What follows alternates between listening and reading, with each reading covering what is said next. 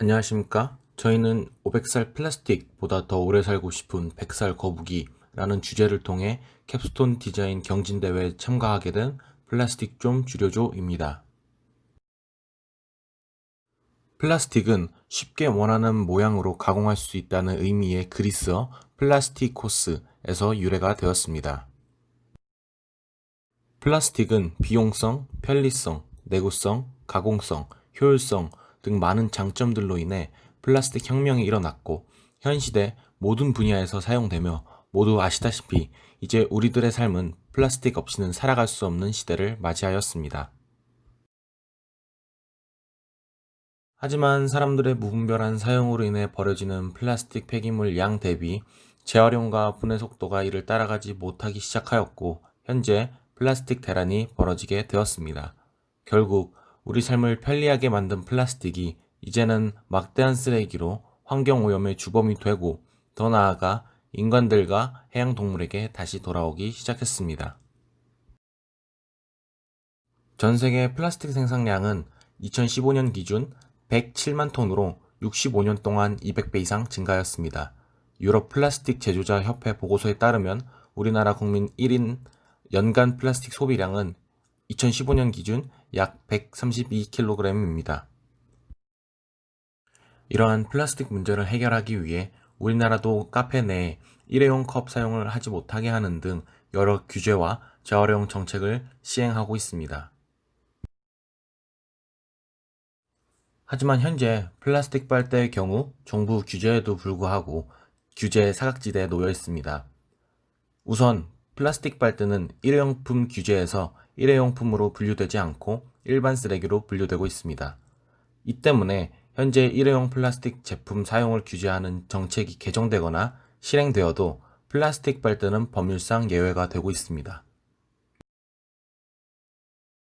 또한 플라스틱 빨대는 매우 가볍고 얇아 수작업으로 진행되는 플라스틱 쓰레기 선별 과정에서 큰 플라스틱 제품과 달리 선별되지 않아 대부분 매립되거나 소각되어지고 있으며 단지 상대적으로 작고 가벼워 선별되지 않아 재활용이 되지 않고 버려지고 있는 상황입니다.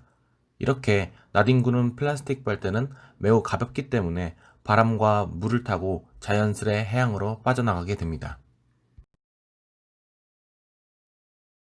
플라스틱 빨대는 사각지대에 놓여져 있어 조용히 쓰레기 대란에 일조하고 있습니다. 이렇게 작고 가벼운 플라스틱 빨대는 선별 과정에서 선별되지 않으며 재활용률이 거의 0%에 가깝습니다. 이렇게 플라스틱 빨대를 회수만 잘한다면 전체적인 플라스틱 쓰레기 재활용률을 크게 늘리는 데 기여할 것입니다.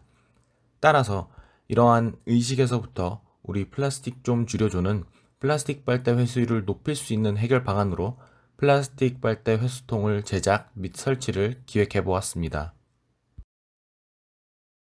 누구나 한 번은 해양에서 사는 거북이의 코에 플라스틱 빨대가 박혀 고통받는 영상을 본 적이 있을 것입니다. 저희 조는 이 영상 속 거북이를 착안하여 플라스틱 빨대 회수통을 디자인하고 있으며 주제의 슬로건을 500살 플라스틱보다 더 오래 살고 싶은 100살 거북이로 선정하였습니다. 현재 회수통을 실물로 만들기 위해 여러 모양의 거북이로 디자인 중에 있습니다. 사용법은 간단히 사용한 플라스틱 빨대를 거북이 모양 회수통에 버리면 되는 방향으로 디자인을 기획하고 있습니다.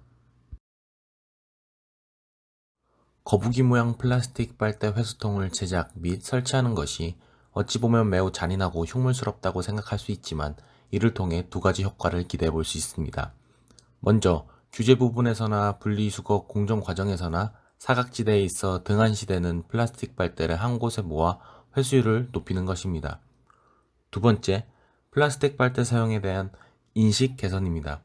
사용한 플라스틱 빨대를 거북이 콧구멍에 집어넣는 것은 매우 혐오감이 들고 거부 반응이 나타날 것입니다. 하지만 이를 통해 무심코 사용하고 버리는 이 작은 플라스틱 빨대로 인해 환경이 망가지고 생물들이 피해를 입는다는 메시지를 받을 것입니다. 플라스틱 빨대 회수통을 제작 및 설치하는 것은 매우 작은 기획일 수 있으나 앞으로 환경을 지키고 그린딜을 실현하는 데 있어 매우 의미 있는 첫걸음이라고 기대하는 바입니다. 감사합니다.